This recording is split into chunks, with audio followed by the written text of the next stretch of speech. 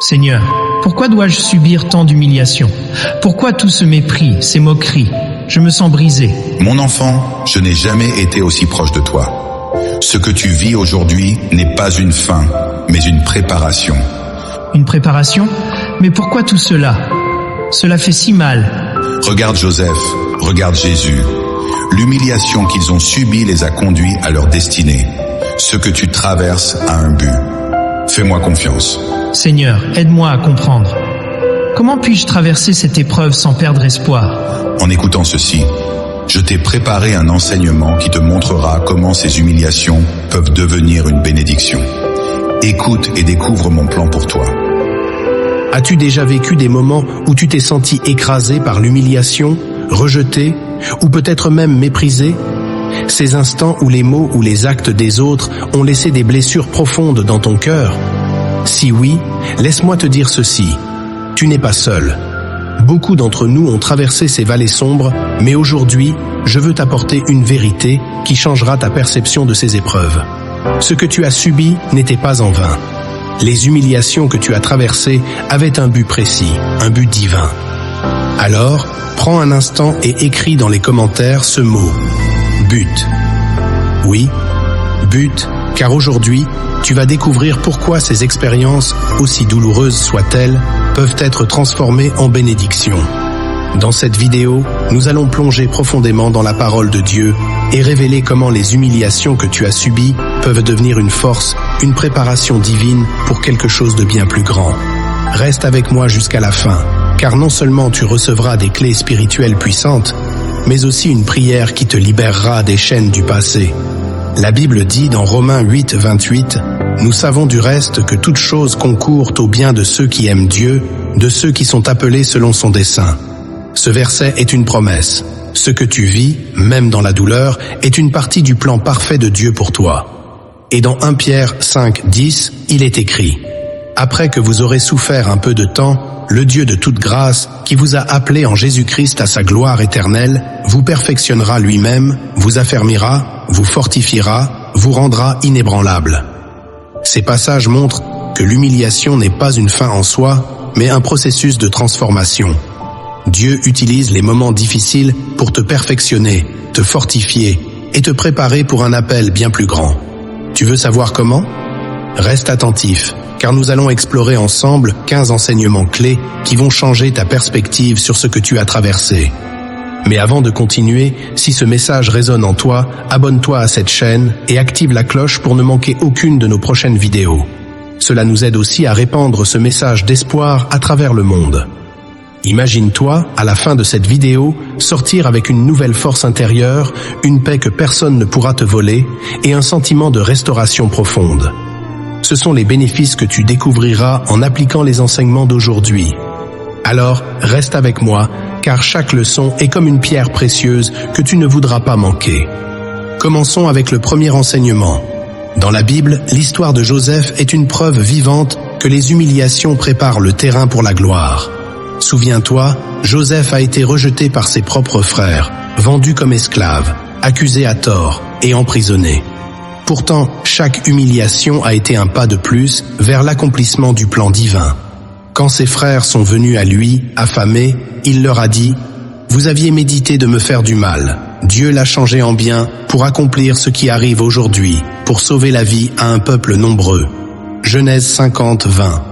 L'humiliation de Joseph n'a pas été une fin, mais un outil de préparation. Et toi aussi, ce que tu traverses en ce moment peut devenir une plateforme pour une bénédiction encore plus grande. Deuxième enseignement, regarde l'exemple de Moïse. Lui aussi a connu l'humiliation. Prince d'Égypte, il a été rejeté par son propre peuple et a dû fuir dans le désert. Là, il est devenu berger, une position humiliante pour un ancien prince. Mais c'est dans cette saison de solitude et d'humilité que Dieu l'a préparé à devenir le libérateur d'Israël. L'humiliation a été l'école où Moïse a appris l'obéissance, la patience et l'humilité nécessaires pour mener un peuple entier hors de l'esclavage. Troisième enseignement, Jésus lui-même, notre Seigneur et Sauveur, a accepté l'humiliation. Philippiens 2, 7, 8 dit « Mais il s'est dépouillé lui-même, en prenant une forme de serviteur, en devenant semblable aux hommes. et ayant paru comme un simple homme, il s'est humilié lui-même, se rendant obéissant jusqu'à la mort, même jusqu'à la mort de la croix. L'humiliation de Jésus était nécessaire pour la rédemption du monde. De la même manière, ce que tu traverses peut sembler injuste, mais Dieu est capable de l'utiliser pour une cause bien plus grande. Quatrième enseignement, l'humiliation nous rapproche de Dieu.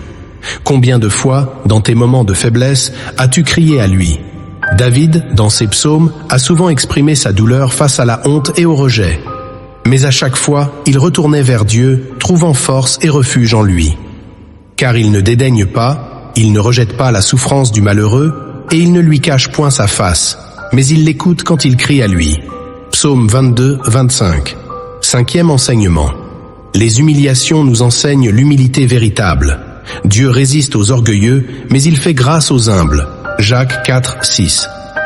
Parfois, ce que tu perçois comme une défaite est en réalité une opportunité pour te débarrasser de ton orgueil et te rendre plus réceptif à la volonté divine. À ce stade, si ces enseignements te parlent, prends un moment pour écrire dans les commentaires « Je suis prêt à voir le plan de Dieu dans mes épreuves ». Ton témoignage peut inspirer d'autres à trouver la force dans leur propre lutte. Sixième enseignement, l'humiliation forge ton caractère.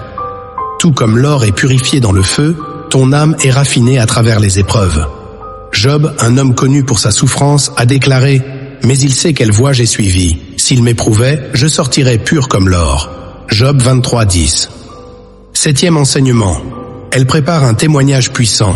Chaque blessure que tu surmontes devient une histoire que tu peux partager pour encourager les autres.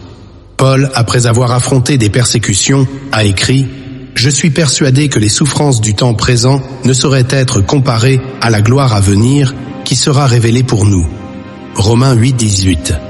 Huitième enseignement, l'humiliation expose les faux appuis. Parfois, Dieu permet que tu sois rejeté ou trahi pour te montrer que ta vraie sécurité ne se trouve pas dans les hommes, mais en lui seul. Maudit soit l'homme qui se confie dans l'homme, qui prend la chair pour son appui. Jérémie 17, 5. Neuvième enseignement, elle t'élève spirituellement. Jésus a dit « Quiconque s'abaissera sera élevé » Matthieu 23, 12. Si tu acceptes l'humiliation avec foi, Dieu te relèvera au moment opportun. Dixième enseignement, elle prépare à recevoir de plus grandes bénédictions. Avant de bénir abondamment Job, Dieu a permis qu'il traverse des pertes et des humiliations. Mais à la fin, Job a reçu le double de tout ce qu'il avait perdu. Onzième enseignement, l'humiliation nous enseigne à dépendre entièrement de Dieu.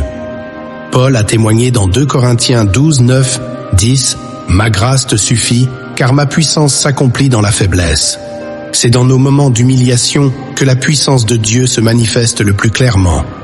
12e enseignement, elle nous enseigne le pardon.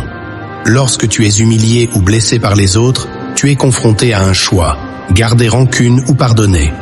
Jésus, sur la croix, humilié et souffrant, a prié « Père, pardonne-leur, car ils ne savent pas ce qu'ils font. » Luc 23, 34.